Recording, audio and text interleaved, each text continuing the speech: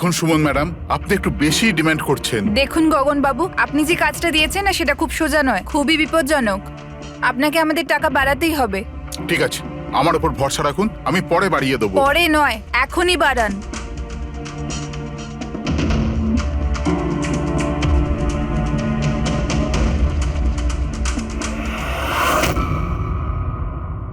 এটা কি গগন স্যার?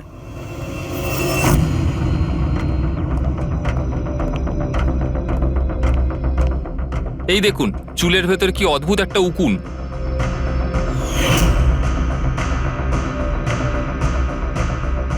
আগে কখনো এরকম উকুন দেখিনি। আর দেখবেও না, কারণ এই উকুনগুলো সিআইডির হয়ে কাজ করে, আর এর নাম হলো মাইক্রোস্কোপিক ট্র্যাকিং ডিভাইস।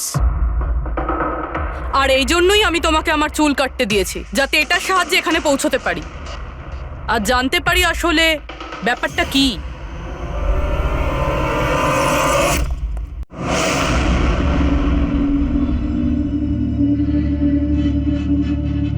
ও গড, এই পলিউশনও না আমার স্কিন খারাপ করে দিচ্ছে। এই দেখো, পিম্পল বেরোচ্ছে। উফ।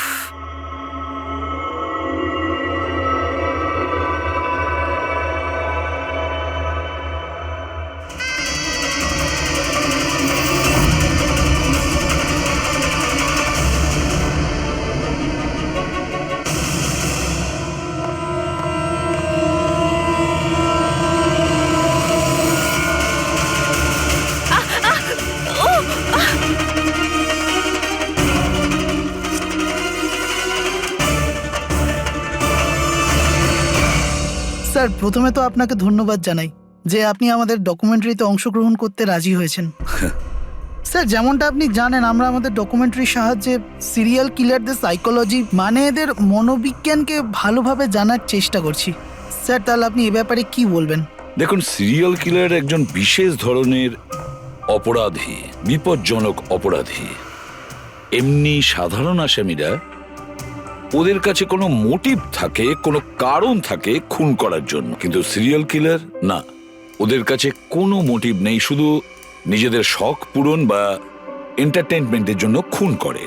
ওরা প্রায় লোকেদের ওপরে বা পরিস্থিতিকে নিজের গ্রিপে রাখার চেষ্টা করে, আর তাছাড়া নিজেদের সিরিয়াল কিলিং পশুদের ওপরেও অ্যাপ্লাই করে দেখে, তারপরে মানুষের ওপরে। আচ্ছা, এটা কখনো বলা যায় না যে ও কাকে বা কোন কোন লোককে নিজের শিকার তৈরি করবে।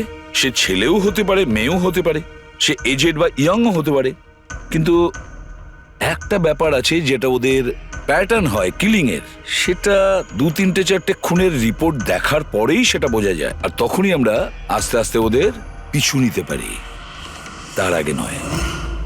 অনেক ক্ষেত্রে তো এরা কয়েক মাস ধরে নিজের শিকারের ওপর নজর রাখে, আর যখনই সুযোগ পায় ঝাঁপিয়ে পড়ে আর মেরে ফেলে। এই কারেন্ট কি করে চলে গেল?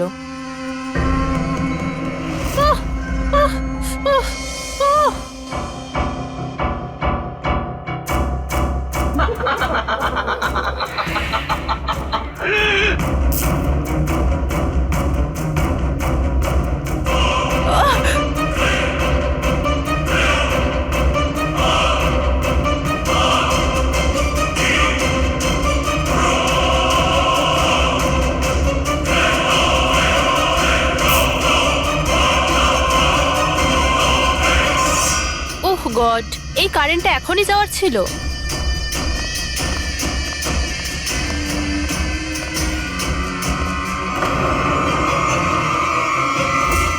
কে?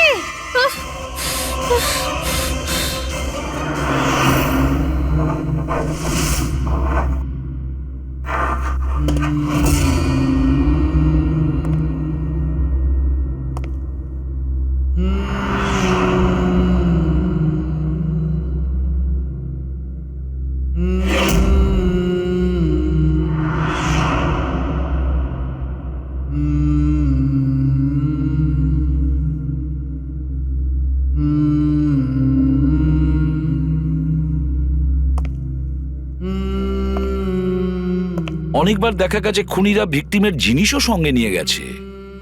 ভিকটিমকে খুন করার পরে হয়তো নিজের জয়ের মেডেল ভেবে, যে কোনো জিনিসই হতে পারে। কোনো মহিলার ঝুমকো দুলও হতে পারে, বা আংটিও হতে পারে, আবার কোনো নখও হতে পারে, এমনকি ভিকটিমের চুলও হতে পারে, মাথার চুলও।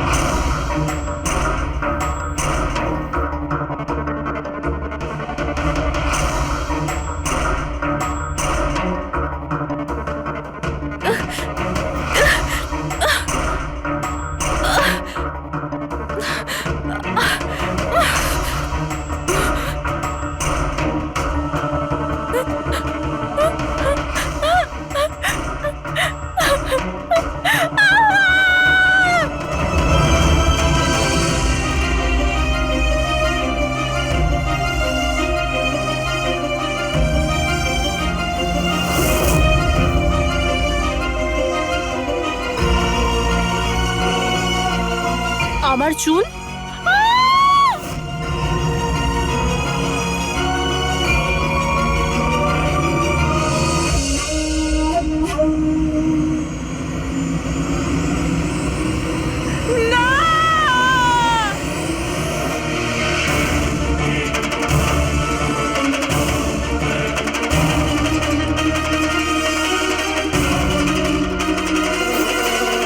সিরিয়াল কিলার্স এরা সবসময়ই একা থাকতে পছন্দ করে। ওদের কোনো বন্ধু হয় না, তাই অন্যদেরকে, এমন লোকেদেরকে এড়িয়ে চলতে হবে যাদের হাব ভাব বা চাল চলনে একটু অন্যরকম, কিছু অদ্ভুত ধরনের আচরণ দেখা যায়। তা সত্ত্বেও ব্যাপারটা হলো, সিরিয়াল কিলার থেকে বাঁচতে হলে আমাদেরকে সাবধানে থাকতে হবে। সত্যি সাবধানতার প্রয়োজন। Hello, ACP Padmaman here.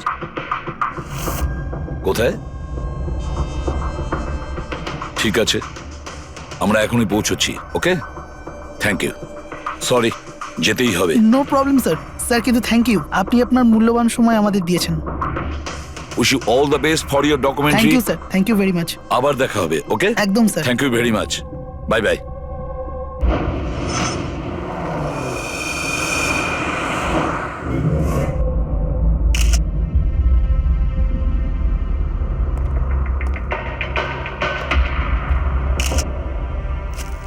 নিয়ে যাও। সালুখে, দেখে কি মনে হচ্ছে?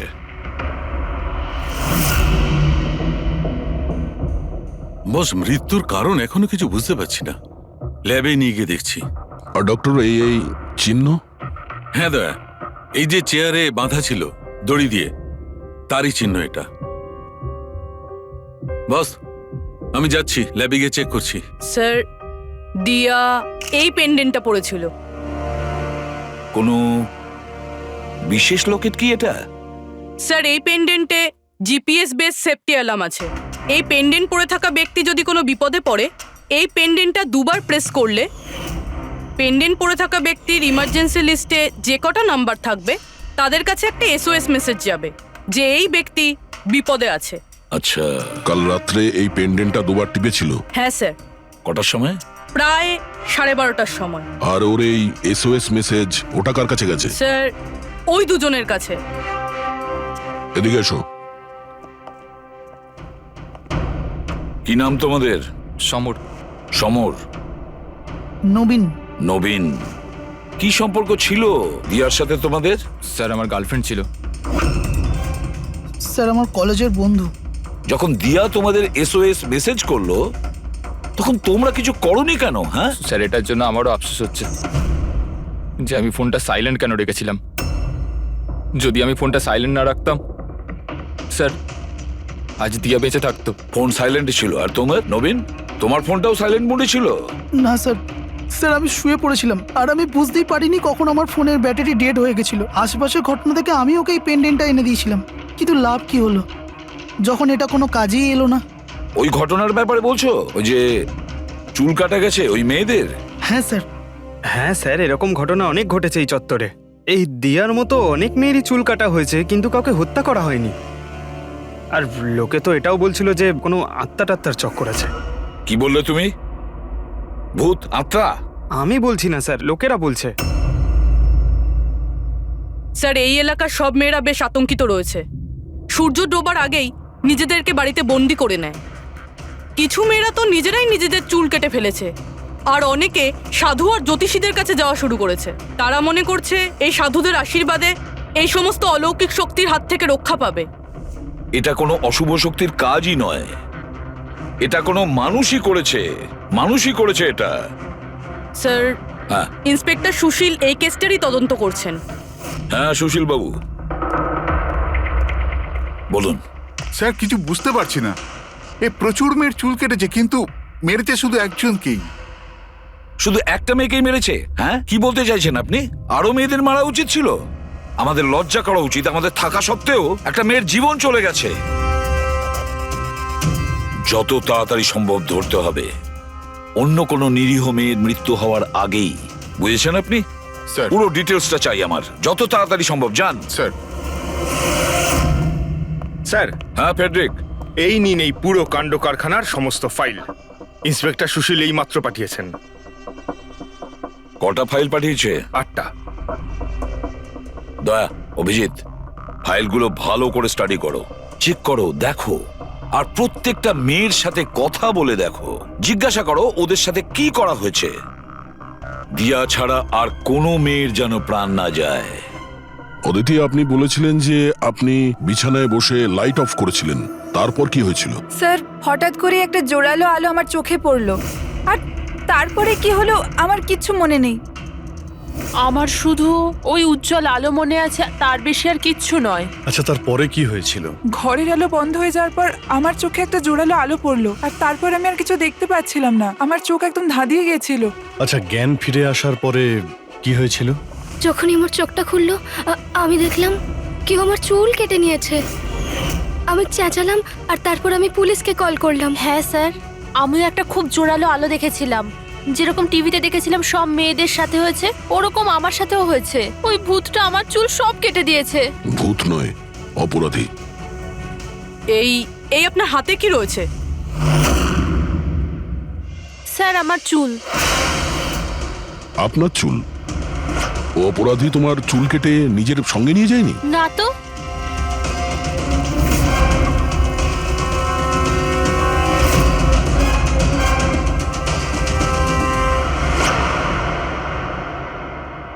অদ্ভুত একটা ব্যাপার। এই আসামি যে মেয়ের চুল কেটেছে সেই চুলগুলো নিজের সঙ্গে নিয়ে গেছে, কিন্তু এই 4টে মেয়ের চুল কেটে চুলগুলো বাড়িতেই ফেলে গেছে। এটা কেন আসামি করলো, আর কেন? স্যার, হতে পারে যে ওদের ওপর হামলা হয়নি, ওরা এগুলো এই নিউজে দেখেছে, তাই পাবলিসিটির জন্য এমন ভাব দেখাচ্ছে যে ওদের ওপরেই হামলা হয়েছে। স্যার, দুটো মেয়ের মানসিক অবস্থা খুব একটা ভালো নেই। ওদের ভুল ধারণা হয়েছিল ওদের সঙ্গে এরকম কিছু হয়েছে, কিন্তু সেরকম কিছু হয়নি। তার মানে শুধু 4টে মেয়ের ওপরে হামলা হয়েছে? অদিতি, বাণী, চিত্রা আর ঈশা? Yes sir. একটা কাজ করি, আমরা আবার নতুন করে শুরু করি যেখান থেকে এসব শুরু হয়েছিল। ক্রাইম লোকেশনের ফটোগ্রাফ, প্রমাণ, যা কিছু পাওয়া গেছে ওখান থেকে সব কটা ভালো করে চেক করো দ্বিতীয়বার। কিছু না কিছু আমরা নিশ্চয়ই ছেড়ে গিয়েছি, যেটা এবারে আমরা পাবো।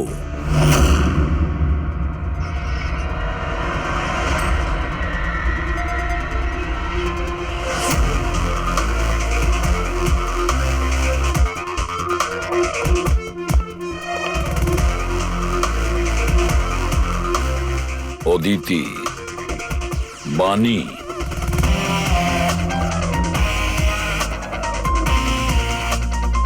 চিত্রা, ঈশা।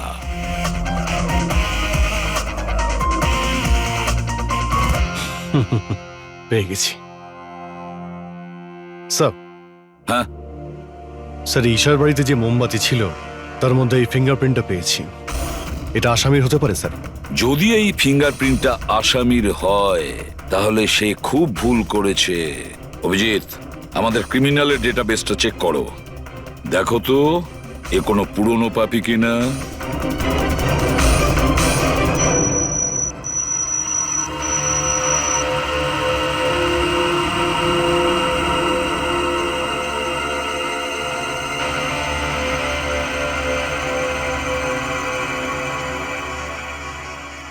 স্যার হ্যাঁ বলো। স্যার এ তো পুরনো পাপি, কিন্তু 17 বছর বয়স।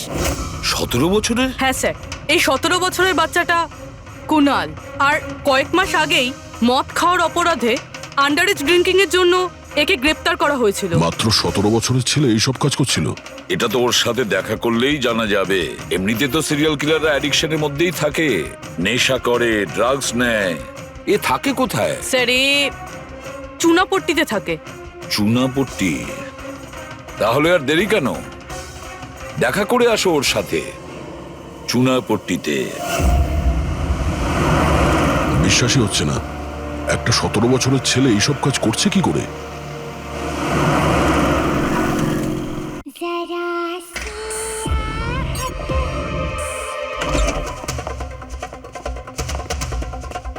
কুনাল। হ্যাঁ, আপনারা কে? সিআইডি। সিআইডি? তোমার লজ্জা করে না? পড়াশোনা করার বয়সে এইসব করছো? হ্যাঁ কি স্যার? কে এসেছে কুনাল? আরে স্যার আপনারা? ঈশা তুমি এখানে কি করছো? স্যার এটা আমার মাসির বাড়ি, কিন্তু আপনারা এখানে? কুনালের সঙ্গে দেখা করতে এসেছি। কুনাল এ আমার কাজিন স্যার। কাজিন? তুই তোর কাজিনের চুল কেটেছিস? স্যার স্যার আমি তো স্যার ঈশা দিদির সাথে একটু মজা করেছিলাম স্যার। স্যার আমি ওই চুল কেটে দেওয়া লোকটার ব্যাপারে নিউজ পেপারে পড়েছিলাম স্যার। আমি ভাবলাম এই মজাটাও একটু ঈশা দিদির সাথে করা যাক। মা মা আমার চুল, আর মা আমার সব ও চুল চিল্লে কেটে চিল্লে দিয়েছে। সারা বাড়ি মাথায় তুললো আর পুলিশকে ফোন করে দিল স্যার। আমি ভয় পেয়ে গেছিলাম স্যার, সেই জন্য আমি ওই চুলগুলো ফেলে দিলাম স্যার, আর চুপচাপ বাড়ি থেকে বেরিয়ে গেলাম স্যার। তুই এত বাজে মজা করেছিস আমার সাথে? দিদি সরি। আমি তোকে কখনো ক্ষমা করব না, কখনো সরি নয়।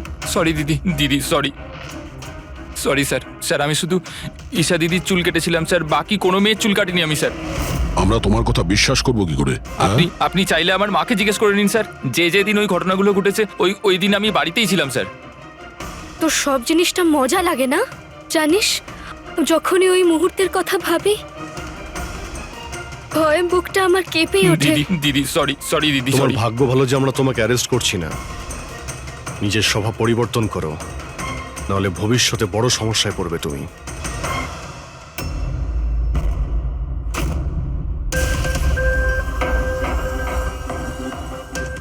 সমস্ত সিরিয়াল কিলার বা সিরিয়াল অ্যাটাকার নিজের ভিকটিমকে একটা প্যাটার্নে চুজ করে। হ্যাঁ ঠিকই বলেছো দয়া। হ্যাঁ এরকমই তো হয়। তোমার মনে আছে তো দয়া ওই কেসটা, যেখানে কিলার 40 থেকে 50 বছরের মাঝে বিজনেসম্যানকে চুজ করেছিল নিজের শিকার করার জন্য? হ্যাঁ স্যার, একটা কেসে স্যার সিরিয়াল কিলাররা তাদেরই টার্গেট করত যাদের কাছে লাল গাড়ি আছে। ঠিক ওই রকমই এই মেয়েগুলোর কেসেও একটা ফিক্সড প্যাটার্ন আছে, একটা প্যাটার্ন আছে। স্যার সব মেয়েদেরই বয়স প্রায় 20 থেকে 35-এর মধ্যে। আর এরা সবাই ইন্ডিপেন্ডেন্ট ছিল স্যার, চাকরি করতো আর বাড়িতে একলা থাকতো। সবচেয়ে ইম্পর্টেন্ট কথা, প্রত্যেকের চুল কিন্তু লম্বা ছিল। ছোট চুল আছে এরকম কোনো মেয়েরই চুল কাটা হয়নি। সেটাই তো মেন প্যাটার্ন, লম্বা চুলওয়ালা মেয়েদেরইও বেছে নিত। কিন্তু স্যার এর মধ্যেও কোনো বিশেষ পছন্দের ছিল না ওর। এই বানি আর দিয়া ওদের কোকড়ানো চুল ছিল, অদিতি আর চিত্রা ওদের চুল সোজা ছিল। এই যে সিরিয়াল কিলাররা হয় না স্যার, ওরা স্পেসিফিক হয় নিজের পছন্দের বিষয়ে। হ্যাঁ একটা ব্যাপার কমন, এই সব মেয়েদের পাশেও ক্যান্ডেল রেখে গেছে। হ্যাঁ এই নটটা দয়া, একটা ব্যাপার নোটিশ করেছো তুমি? কি হয়েছে স্যার? এই নোটস গুলো দেখো, অদিতি আর চিত্রাকে যেভাবে বেঁধেছিল চেয়ারের উপর, নোটস গুলো দেখো।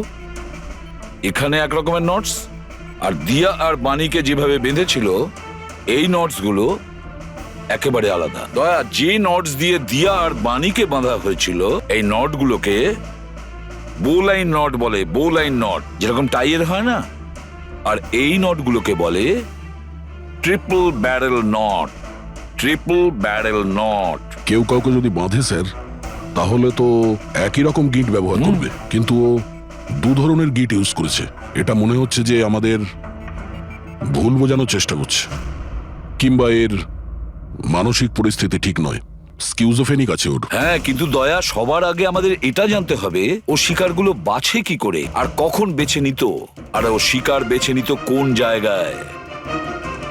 হয়তো সব মেয়েরা একই অফিসে চাকরি করত, একই জিমে যেত বা একই বিউটি পার্লারে যেত। কোনো না কোনো একটা সূত্র নিশ্চয়ই আছে, আর যেটা এদের সবাইকে এক করে দিয়েছে। কিন্তু কি? স্যার, এই দিয়ার বন্ধু সমর আর নবীন, ওদের বক্তব্য যে রাতে দিয়া খুন হয় ওই রাতে ওরা নাকি ডান্ডিয়া খেলতে গেছিল প্রেমাল গ্রাউন্ডে। প্রেমাল গ্রাউন্ড? হ্যাঁ স্যার, চিত্রা ওখানেই গেছিল ডান্ডিয়া খেলতে, যেই রাতে ওর চুল কাটা হয়েছিল। অদিতি আর বাণী, খোঁজ নাও তো পঙ্কজ, যে ওরা প্রেমাল গ্রাউন্ডে গিয়েছিল কিনা।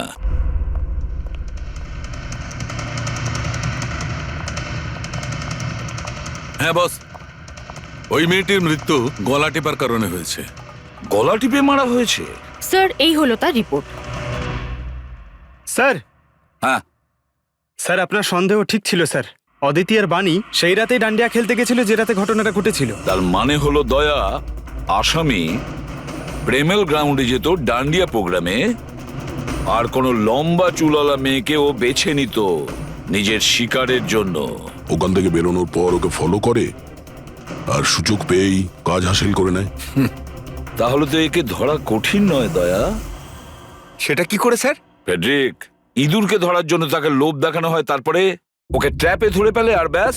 ঠিক ওই রকমই শিকার ঠিক ঘুরে ফিরে আসবে প্রেমেল গ্রাউন্ডে ডান্ডিয়া প্রোগ্রামে, আর আমরা তার অপেক্ষা করব। কিন্তু স্যার, নবরাত্রি তো শেষ হয়ে গেছে, তাহলে পরের বছরের জন্য ওয়েট করতে হবে। নবরাত্রি শেষ হয়ে গেছে তো কি হয়েছে? ডান্ডিয়ার প্রোগ্রাম আমরা নিজেরা অ্যারেঞ্জ করব, পুরো এরিয়াতে অ্যাডভার্টাইজমেন্ট করব, ব্যানার লাগাবো। আর এইবার আসামির জন্য শিকার আমরা তৈরি করব। আমরা কিভাবে স্যার? সিম্পল ব্যাপার ফেডরিক। এবারে ডান্ডিয়ার প্রোগ্রামে থাকবে একজন লম্বা কোকড়ানো চুলালা মেয়ে, আর দ্বিতীয় একটি মেয়েও থাকবে, লম্বা সোজা চুলালা একটি মেয়ে।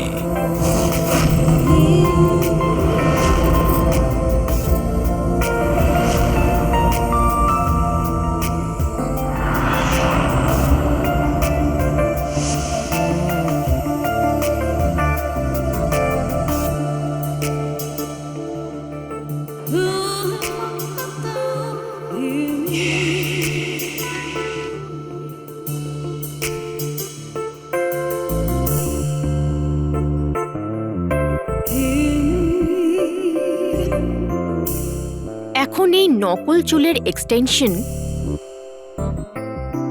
আসল বলে মনে হচ্ছে।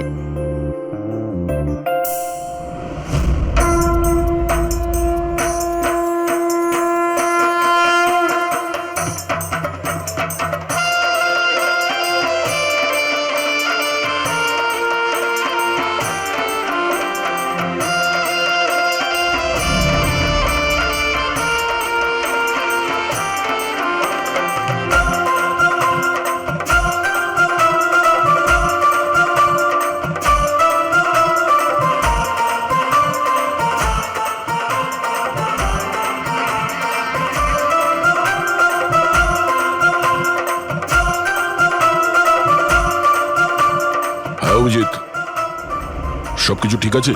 হ্যাঁ Daya. Okay, fine.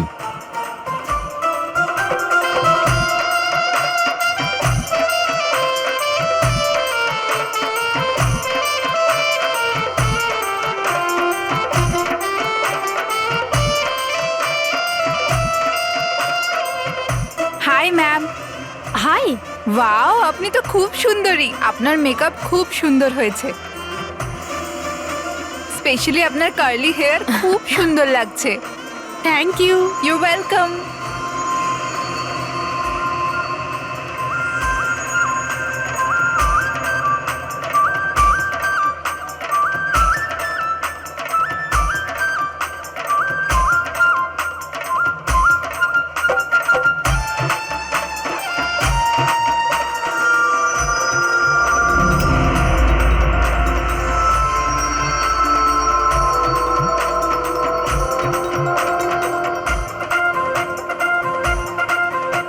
High. Hi. আপনার ড্রেসটা খুব সুন্দর। Thank you. তোমার ড্রেসটাও খুব সুন্দর। Oh thank you. তবে আপনার চুলটা খুব সুন্দর। স্ট্রেট করিয়েছেন নাকি ন্যাচারালি এরকম? প্রকৃতির দান এটা। ও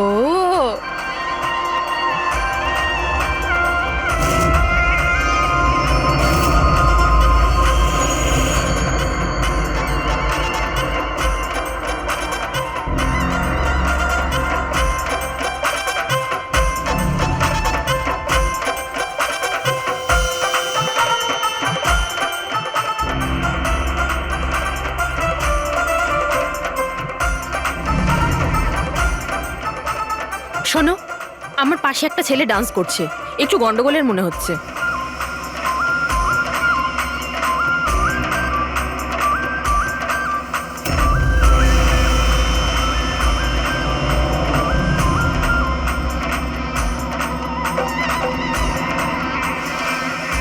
হ্যাঁ সারিকা, কোথায় ও? আমার পাশেই ছিল।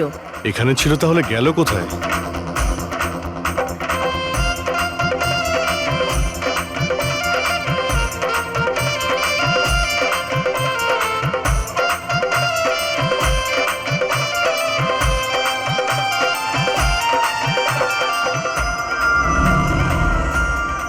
রবি, স্যার। তুমি যাও, আমি তোমার পিছনেই আছি, don't worry. Okay sir.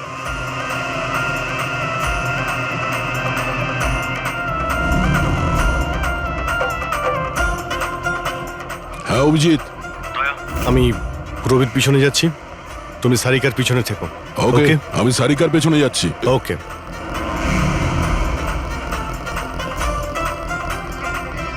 Sarika, হ্যাঁ ঘাবড়িও না, আমি তোমার পেছনে যাচ্ছি, তুমি নিশ্চিন্তে যাও। ওকে।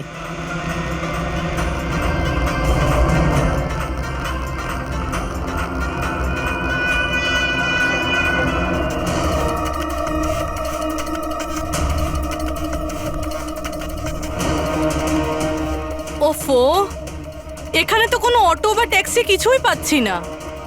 মনে হচ্ছে বাড়ি পায়ে হেঁটেই যেতে হবে।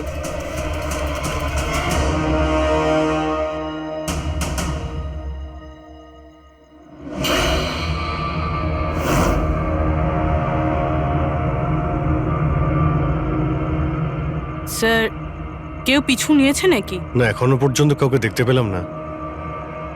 তুমি এগিয়ে যাও, যদি কেউ তোমায় ফলো করে।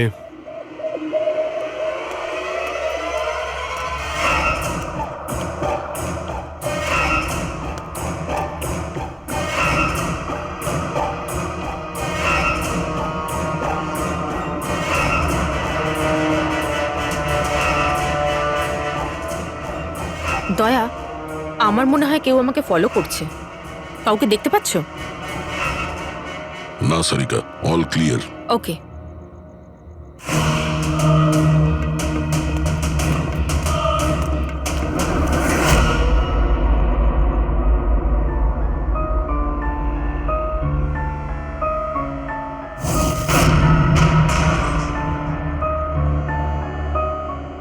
স্যার। সব ঠিক আছে? স্যার, হয়তো আজকে অ্যাটাকার ডান্ডিয়া খেলতে আসেইনি, নয়তো স্যার অন্য মেয়ের পিছনে গিয়েছে। দেখা যাক, আর একটু অপেক্ষা করি।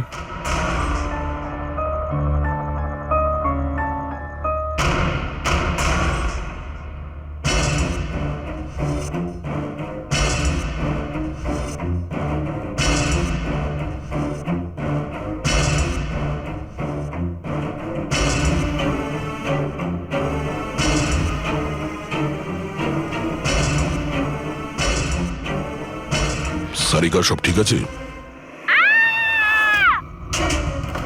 সারিকা? কি হলো? মনে হচ্ছে সারিকার উপর অ্যাটাক হয়েছে। সারিকার উপরে অ্যাটাক হয়েছে পুরবি, আমি ওখানে যাচ্ছি। স্যার, আমিও আসছি।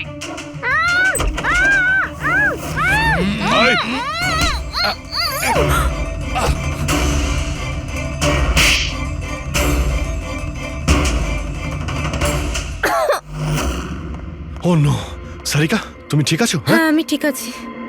হট।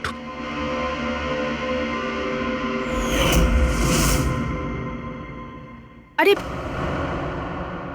এ তো ওই ছেলেটা যে ওখানে ছিল।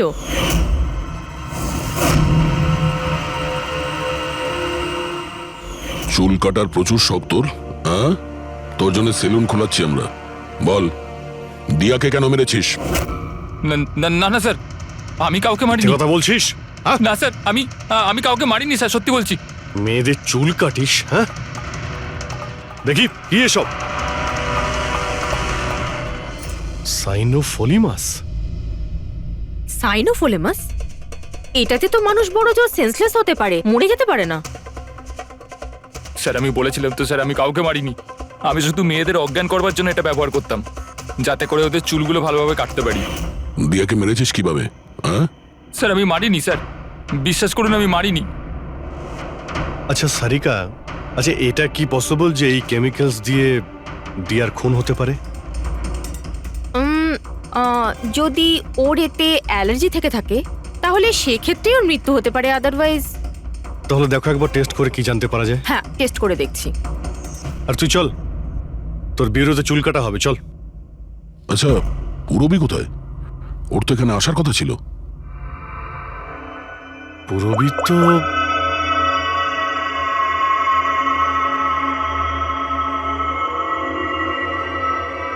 ও তো ফোন তুলছে না। পুরবি ল্যান্ডলাইনে ট্রাই করো।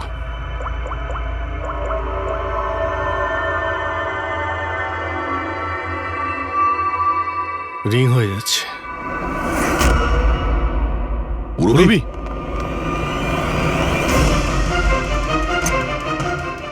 পুরবি? আচ্ছা, অপরাধী তো আমাদের সঙ্গে ছিল, তাহলে এগুলো করলো কে? তার মানে দুজন রয়েছে, আর দুজনে একই রকমের অপরাধ করছে। পুরবি? পুরবি, ঠিক আছো? কি হয়েছিল? স্যার ঠিক ওই রকমই হয়েছে। প্রথমে বাড়ির লাইট চলে গেল, আর তারপর আমার চোখে একটা তীব্র আলো পড়ল, আর আমি অজ্ঞান হয়ে গেলাম। কি? কিন্তু স্যার এই সবকিছু কিন্তু একটা মেয়ে করছিল। মহিলা? ওখানে ছেলে আর এখানে মেয়ে, ব্যাপারটা কি? কোনো ব্যাপার না, চুল তো কেটে নিয়েছে, এবার এই কাটা চুল দিয়েই ওকে আমরা খুঁজে বের করব।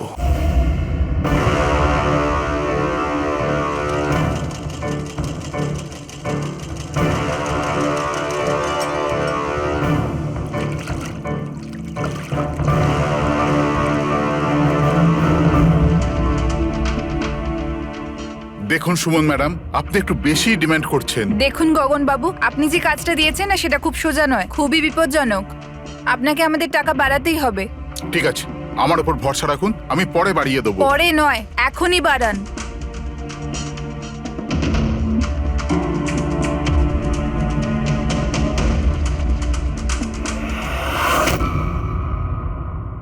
এটা কি গগন স্যার?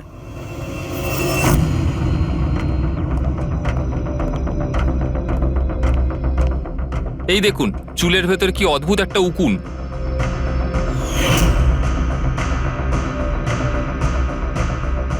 আগে কখনো এরকম উকুন দেখিনি। আর দেখবেও না, কারণ এই উকুনগুলো সিআইডির হয়ে কাজ করে, আর এর নাম হলো মাইক্রোস্কোপিক ট্র্যাকিং ডিভাইস। আর এই জন্যই আমি তোমাকে আমার চুল কাটতে দিয়েছি, যাতে এটার সাহায্যে এখানে পৌঁছতে পারি আর জানতে পারি আসলে ব্যাপারটা কি।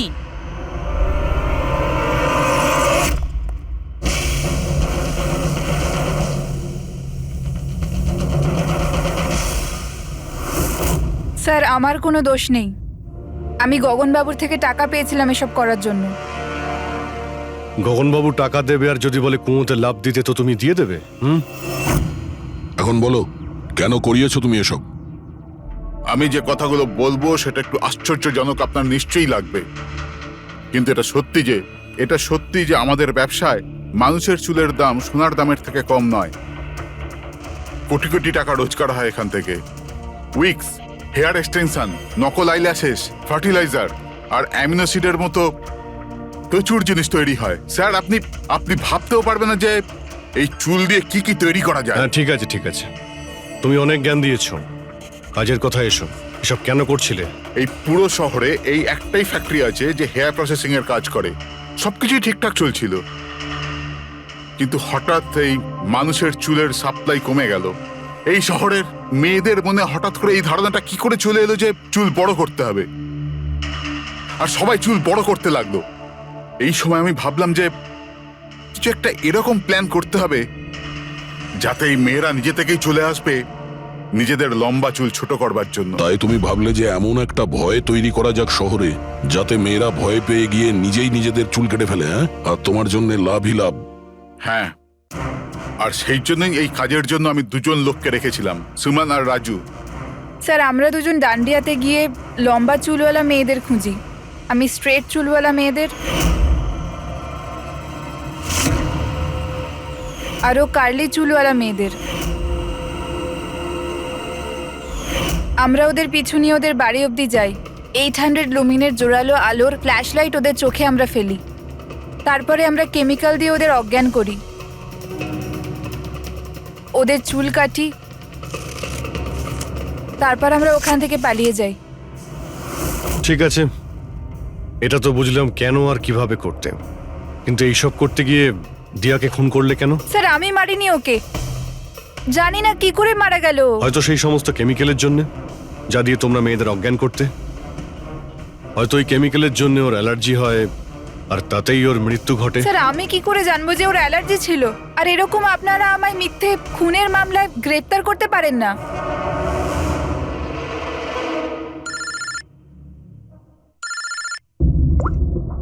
হ্যাঁ ডক্টর সালুকে।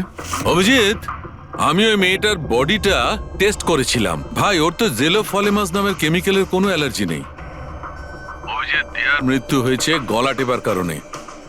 আরো একটা কথা, আমি ওর ফুসফুসের মধ্যে একটা ফাইবারের টুকরো পেয়েছি, কোনো কাপড়ের ফাইবার। তার মানে এটা পরিষ্কার যে কেউ কোনো কাপড় দিয়ে অথবা কোনো বালিশ দিয়ে ওর মুখটা চেপে ধরেছিল, সেই কারণে ওর নিঃশ্বাস বন্ধ হয়ে গেছে আর মারা গেছে। তার মানে দিয়ার চুল কাটার পরে আর আমাদের পৌঁছানোর আগে অন্য কেউ নিশ্চয়ই ছিল দিয়াদের বাড়িতে, যে দিয়ার মুখটা বালিশ দিয়ে চেপে ধরেছিল আর দিয়া মারা যায়। মানে খুনির এই চুল কাটার সঙ্গে কোনো সম্পর্কই নেই? হ্যাঁ পঙ্কজ, এই খুনি অন্য কেউ, অন্য কেউ।